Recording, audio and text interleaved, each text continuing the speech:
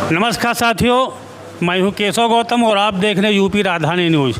इस समय मैं मौजूद हूं उत्तर प्रदेश की राजधानी लखनऊ के जिला कलेक्ट्रेट परिसर में। यहां पर भारतीय मूल निवासी संयुक्त मोर्चा की तरफ से कुछ मांगों को लेकर के प्रदर्शन किया गया और यहां पे सक्षम अधिकारी को ज्ञापन दिया गया। आइए हम जानकारी लेते हैं इस ज्ञापन के पीछे क्या उद्देश्य है, कौन कौन सी मांग हैं। तो सर, सबसे पहले मैं चाहूँगा कि आप अपना परिचय दें और फिर आज जो एक कार्यक्रम कर रहे हैं इसके पीछे आपका क्या उद्देश्य है। देखिए, मैं भारतीय मूल निवासी संयुक्त मोर्चा का अध्यक्ष हूँ। रमाशंकर भी मेरा नाम है, पेशे से वकील हूँ।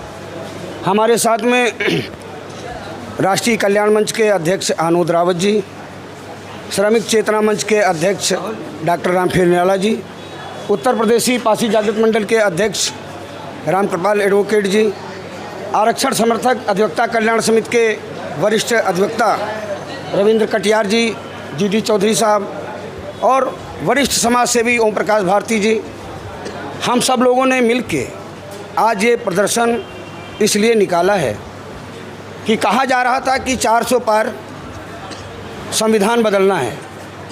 हम लोगों को लगता है कि संविधान कोई ऐसी चीज़ नहीं है जिसको एकदम से बदला जा सकता है, लेकिन हमें ये लगता है कि निश्चित तौर पर संविधान को ऐसे ही बदला जाएगा।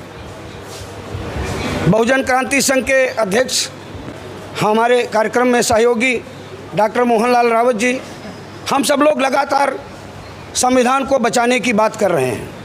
भारतीय संविधान में अनुच्छेद 45 में कहा गया था कि भारतीय संविधान लागू होने के 10 साल के अंदर सरकार 6 से 14 साल के बच्चों के लिए निःशुल्क और अनिवार्य शिक्षा की व्यवस्था करेगी। लंबा संघर्ष हुआ, तब जाकर के देखिएगा, आपके माध्यम से बात पूरी हो जाए कम शब्दों में बहुत अच्छा रहेगा। निःशुल्क और अनिवार्य शिक्षा, शब्द था अनिवार्य शिक्षा, कंपलसरी एजुकेशन। बहुत सारे लोग नहीं जानते कंपलसरी एजुकेशन का क्या मतलब होता है। अनिवार्य शिक्षा का तात्पर्य संविधान निर्माताओं का ये था कि जो अपने बच्चे को नहीं पढ़ाएगा या जो कोई किसी बच्चे के पढ़ने में व्यवधान डालेगा उसके लिए सरकार पनिशमेंट की व्यवस्था करेगी। निःशुल्क का मतलब है कि कोई भी फीस नहीं पड़ेगी। लंबे संघर्ष के बाद राइट टू एजुकेशन एक्ट आया और मैं आपके माध्यम से बताना चाहता हूँ, राइट टू एजुकेशन एक्ट में प्राविधान था कि प्राइवेट स्कूल भी अपने यहाँ कम से कम 10% बच्चों को, गरीब बच्चों को निःशुल्क और अनिवार्य शिक्षा निःशुल्क शिक्षा देंगे।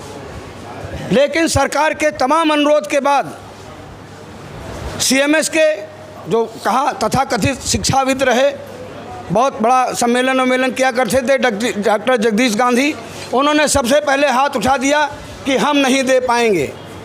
सरकार चाहती तो कानून बना सकती थी कि नहीं दे पाओगे तुम्हारी मान्यता रद्द कर देंगे, तुम्हारे बोर्ड की मान्यता रद्द कर देंगे, तुमको कोई सरकारी सहायता नहीं देंगे, लेकिन ऐसा नहीं किया गया। अब मेरी समझ में नहीं आ रहा है कि सरकार को क्या सूझा है कि कहा कि जिन विद्यालयों में 50 से कम की संख्या होगी उनको बंद करेंगे। उन पर अतिरिक्त भार आ रहा है। अतिरिक्त भार शिक्षा के लिए कोई मायने नहीं रखता। शिक्षा के लिए ओवरड्राफ्ट होता है। अतिरिक्त भार क्या होता है? मान लीजिए हमारे यहाँ कोई थाना है और थाने में अगर आज ये कहा जा रहा है कि स्कूल में 50 से कम बच्चे हैं तो मास्टर को जो तनख्वाह दी जा रही वो बहुत ज़्यादा सरकार पे भार पड़ रहा है। मैं कहना चाहता हूँ कि अगर इसी तरीके से किसी थाने में हो जाए कि साले 50 से कम FIR आपके यहाँ दर्ज हुई हैं तो आपका जो है थाना बंद कर दिया जाएगा। फिर रेलवे स्टेशन पे यही बात आ जाएगी, फिर अस्पताल पे यही बात आ जाएगी। हम चाहते हैं कि सरकार को इस निर्णय को वापस लेना चाहिए। ये बच्चों के भविष्य का सवाल है। बच्चे चाहे हमारे हों चाहे आपके हों, इन सबके लिए एजुकेशन की व्यवस्था होनी चाहिए। सरकार अपना निर्णय वापस ले। Thank you.